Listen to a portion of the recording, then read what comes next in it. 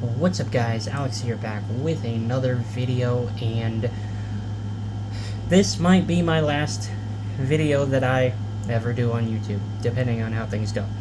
So, if you don't know what I'm talking about, YouTube is doing this whole ID thing, and I talked about it in my last video, which was the American Truck Simulator video, and yeah, go watch that video if you guys want more details on that, but yeah.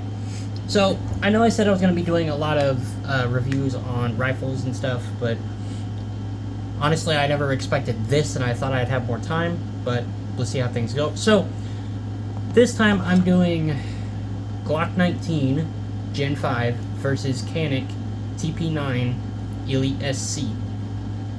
So, we'll start things off by saying the Canik sights versus the Glock sights. The Canik definitely has the better sight system, I will say. Now, both these handguns are polymer frame pistols. They're both polymer frame pistols.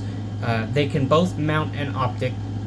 I have the MOS version of the Glock, which is the optics version, and the MOS version of the Canik, which is also an optics version.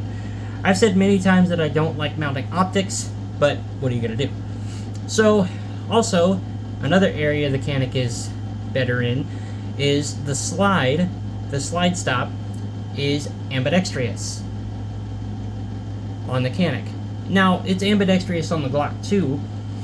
There's one there and there's one on the other side. And, but I will say, the reason that the Canik has the better slide stop, the slide release, is because it's bigger, it's easier to hit at the range. Like, that would be easy to do. The Glock did do a better job with the 5th generation, but it's still kind of difficult to hit it. Now, one area the Canik definitely has an advantage in is the trigger. The trigger on the Canik is so much better than the trigger on the Glock. I'm sorry, that's just how it is. However, I will say, holding both of these, this one, the Canik, has a 12-round magazine capacity, and the Glock has a 15-round. I do mean flush fit when I say round capacities. The Canik does have a 15-round extended mag, but flush fit, for flush fit, the Glock wins. So, also, another area the Glock wins is, I'm sorry to say this, but I think the grip on the Glock is better than the grip on the Canik. Now, maybe that's because the Canik has a smaller, like, it's a smaller grip, but it just feels, I can grip the whole gun without a magazine. Now,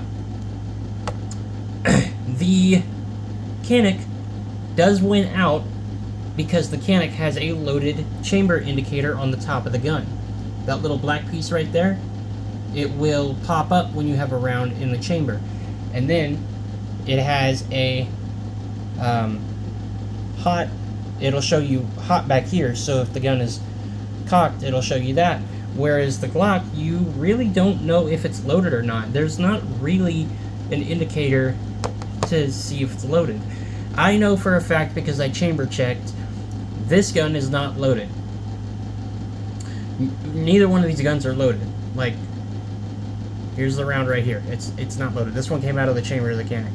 So, there's that. And also, so the Glock is a flush fit mag, and the Canik has this little extend part right here, which it works great when the mag's in, but I can't see myself shooting this gun with a 12-round mag because my hands are too big. So I have to use the 15-round mag so that my hands will actually fit it. So, but I will give the Canik credit where credit is due. These magazines versus the Glock magazine, the Canik magazines are steel. The Glock magazines are polymer. So, Canik wins out on magazines. Yes, I can get steel magazines for the Glock, but the Canik came with it one steel magazine, and I just like the fact that it's steel. So I might swap these 3 out, or no, I might keep these 3 and get another set of 3 steel magazines for the Glock.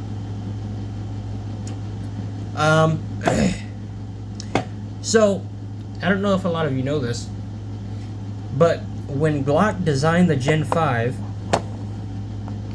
they didn't design it to run the 115 grain civilian round, which is what this is. This is 115. They designed it to run the 9mm 124 grain round for the FBI, because that's what the FBI uses. They use 124, and that's what NATO and the military and everybody else uses. But I can't find 124 grain on the market. Maybe if I look online, something I can find one, but I can't find it on the market. But so I've heard when you buy a canik, when you buy one of these guns, it'll come with 2 magazines. It'll come with 2, one 12 rounder, one 15 rounder. But I only have a 15 rounder. I got the canik from a pawn shop. The Glock magazines, they come with 3 magazines. They also come with a speed loader, but the speed loader kind of, not really the best. I mean, it'll work in a pinch, but it's not really the best. But, yep, 3 magazines, 45 rounds total, 15 in each mag. And put this in this way. It's a flush fit 15 rounder. Now, if I'm not mistaken, I think the Glock is thinner.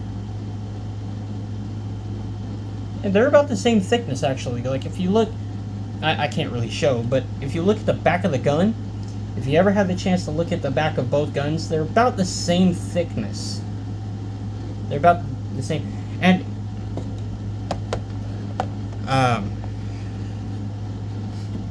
hold on. I'm going to put the magazine in the canik. And I believe they're about the same size with the magazine. Let's line them up. I wish I had a better camera angle, but yeah, they're around the same size. But, you know, I think, and I might change the gun that I carry, because right now I carry the canik, but I think I would rather carry the Glock, because, so with the Glock having a flush fit mag, you can actually conceal this one, in my opinion, maybe a little bit better than the canik because of the flush fit mag. Because when I carry this one, it stabs me when I sit down with it. So I might start carrying this one, so hopefully it doesn't stab me. I don't know, I haven't tried yet, so I don't know. But the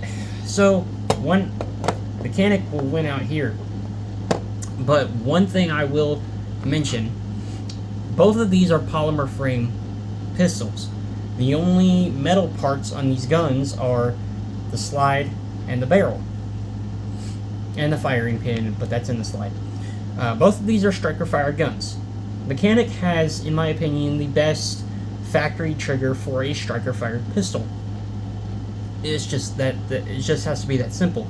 The Glock trigger, yes, it's decent. It's definitely a step above the Gen 4, which I never shot. But I've heard a lot that it's a step above the Gen 4.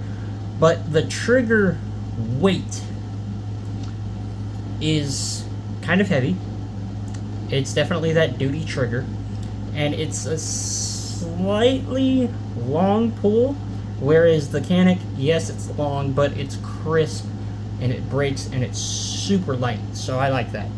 Both of these guns have rear slide serrations. You can't really see it. Yeah, you can't really. There you go. They have rear slide serrations. The Glock has front slide serrations as well, and the canik does too. I will say that the canik slide serrations, you can see them a little bit easier because the slide is green.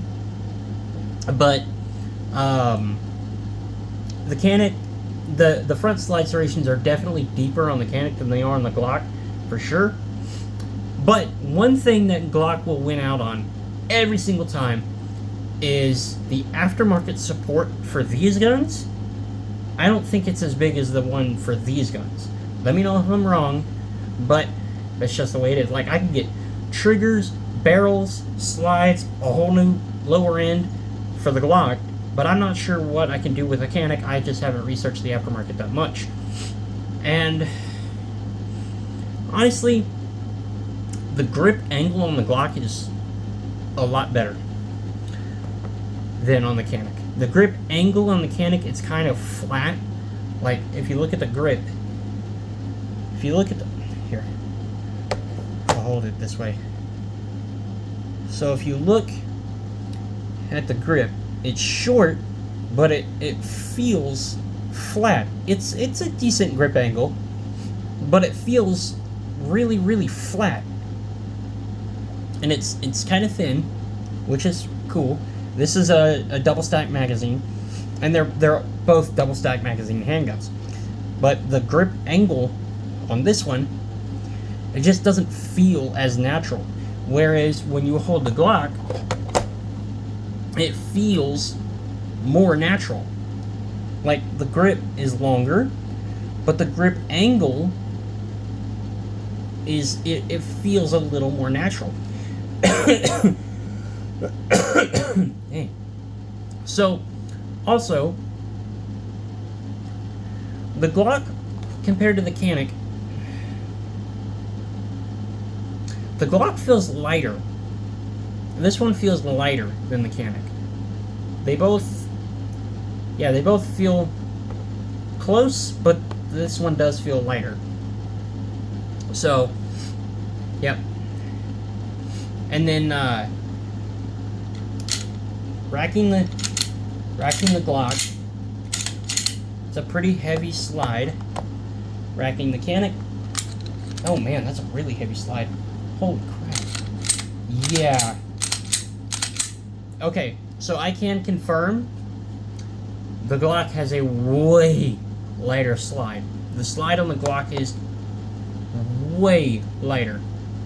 It's not even a comparison. It's just lighter. And remember how I said that the canik had that cocking indication on the back? There it is. See how that is not up? Like, this piece has not popped up.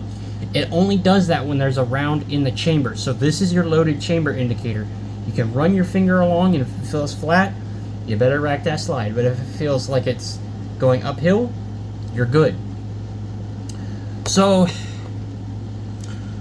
honestly, let me know what you guys think. Again, I'm trying to decide whether I should carry the Glock or the canik, but you guys let me know what you guys would do in the comments below, and hopefully I can still make YouTube videos, and I will see you guys in the next one if I can. But I hope you guys enjoyed. Thanks for watching. Bye.